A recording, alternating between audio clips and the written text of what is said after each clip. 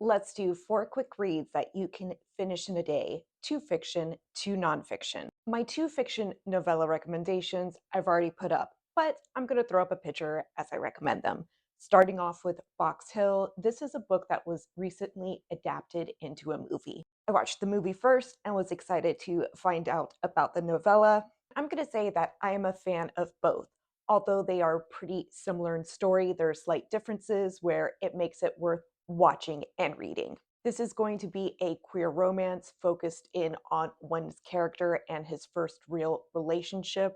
Because of the subject matter, it is one that can be considered triggering. I would definitely check your content warnings around it. My next novella recommendation is cinematic in tone, and that's probably because the writer is a famous director, Werner Herzog.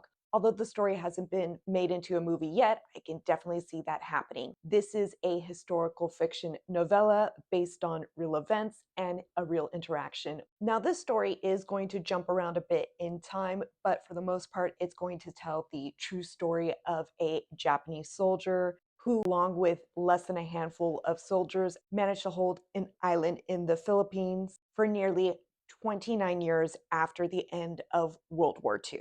Up next are going to be my nonfiction recommendations. They're going to be a little bit chunkier, but still something that you can easily consume in a day. I have this edition of poems by Maya Angelou, and this is my first read by this author. I was lucky enough to pick up a volume that includes 4 collections of her work.